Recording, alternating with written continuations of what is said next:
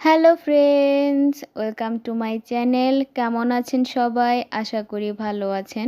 আজ আমি আপনাদের সাথে খুবই মজাদার একটি রেসিপি শেয়ার করব, মচমচে বেগুনি রেসিপি। বেগুনি তো কম বেশি সবাই তৈরি করতে পারে, বাট আমি কিভাবে বাসায় বেগুনি রেসিপি তৈরি করি সেটাই আমি আজ আপনাদের সাথে শেয়ার করব। আশা করি সবার কাছে ভালো লাগবে।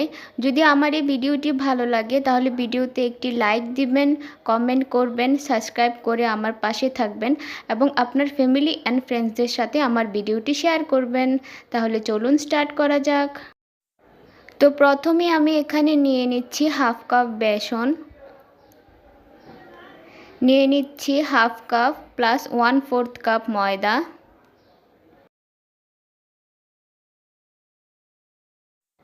নিয়ে নিচ্ছি হাফ টিস্পুন কালো জিরা,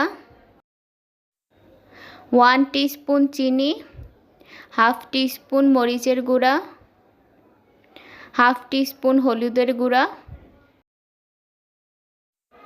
1 table spoon cornflour, half teaspoon baking soda. এখন এগুলোকে আমি ভালো করে মিক্স করে নেব। এখানে দিয়ে দিচ্ছি আমি পরিমাণ মতো লবণ। লবণটা আমি এখন কম দিলাম, যদি আবার প্রয়োজন হয় তাহলে আমি অ্যাড করে নিব।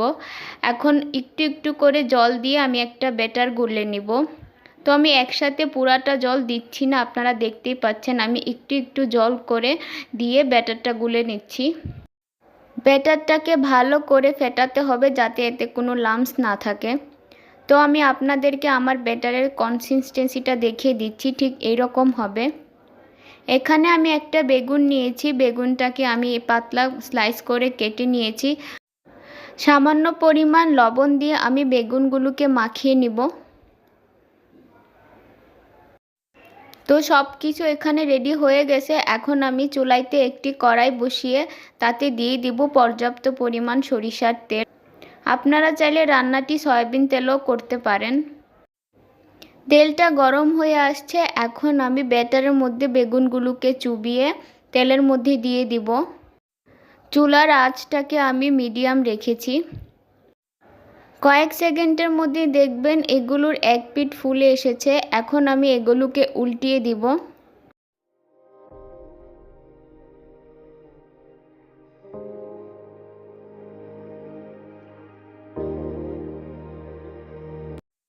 এভাবে আমি উল্টিয়ে পাল্টিয়ে কয়েকবার এগুলোকে ভেজে নেব।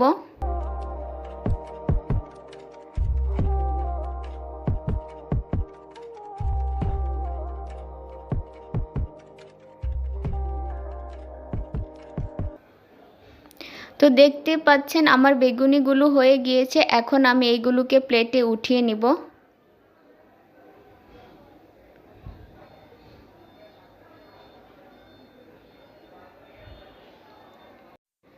সেম প্রসেসে আমি বাকি বেগুনিগুলোকেও ভেজে নিচ্ছি।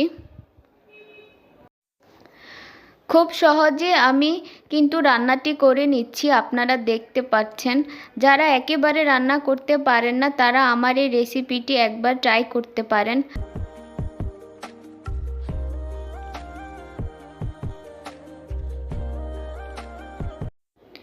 তো আমার এই বেগুনিটিও ভাজা হয়ে গিয়েছে। এখন আমি এগুলোকে উঠিয়ে আপনাদের সার্ভ করে দেখাচ্ছি। দেখলেনই তো কত সহজে আমি তৈরি করে নিলাম মচমচে বেগুনি রেসিপি। আশা করি আমার আজকের রেসিপিটি আপনাদের অনেক ভালো লেগেছে। যদিও এটি খুব একটি সহজ রেসিপি, তবে এই রেসিপিটি খেতে অসাধারণ লাগে। তো আজকের মতো আমি বিদায় নিচ্ছি। সবাই ভালো থাকবেন, সুস্থ থাকবেন।